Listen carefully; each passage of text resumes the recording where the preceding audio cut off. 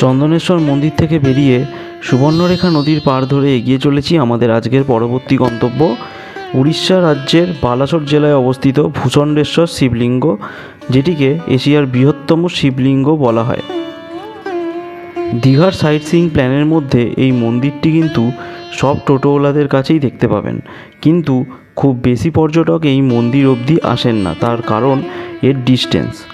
দীঘা থেকে এই মন্দিরের ডিস্টেন্স অনেকটা বেশি, তবে বিচিত্রপুর যারা আসেন তারা এই মন্দিরে অবশ্যই ঘুরে যেতে পারেন, কারণ বিচিত্রপুরের একদম কাছেই এই মন্দিরটি অবস্থিত। এই শিবলিঙ্গর বৈশিষ্ট্য হলো এই শিবলিঙ্গটি 12 ফুট উচ্চতা বিশিষ্ট এবং 14 ফুট পরিধিতে বিস্তৃত। সামনে থেকে দেখলে নিজে থেকেই আপনার হাত জোর করে কপালে উঠে যাবে প্রণামের ভঙ্গিতে।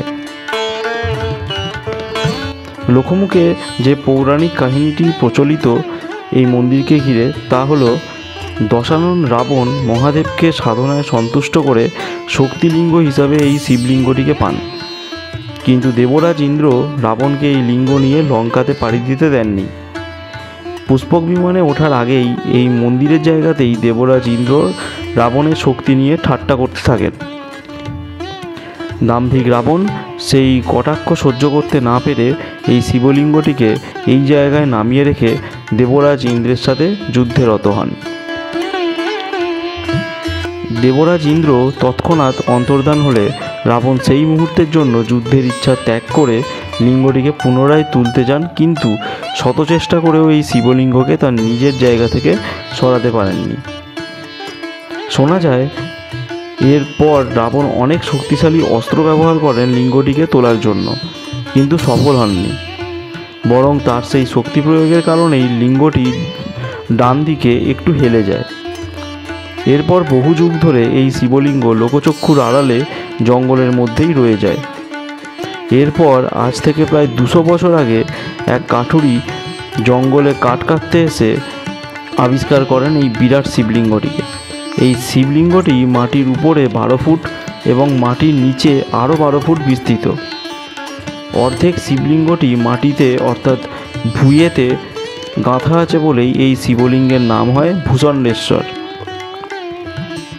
আমফানে এই মন্দিরটি ক্ষতিগ্রস্ত হলে উড়িষ্যা গভর্নমেন্ট ঠিক করে লিঙ্গটিকে তুলে নিয়ে যেয়ে অন্য কোনো ভালো জায়গায় বড় মন্দির স্থাপন করবেন, কিন্তু 4টি জেসিবি একসাথে চেষ্টা করেও এই লিঙ্গটিকে সামান্যতম নড়াতে পারেনি, বরং জেসিবিগুলি স্কিড করে যায় বলে শোনা যায় স্থানীয়দের মুখে।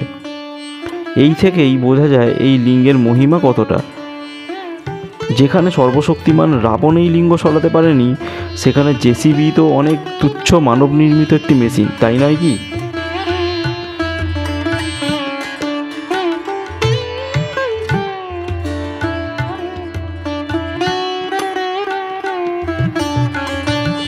আপনারা দীঘা এলে একবার অন্তত এই মন্দির দর্শন করে যান, কথা দিচ্ছি মুগ্ধ হয়ে যাবেন।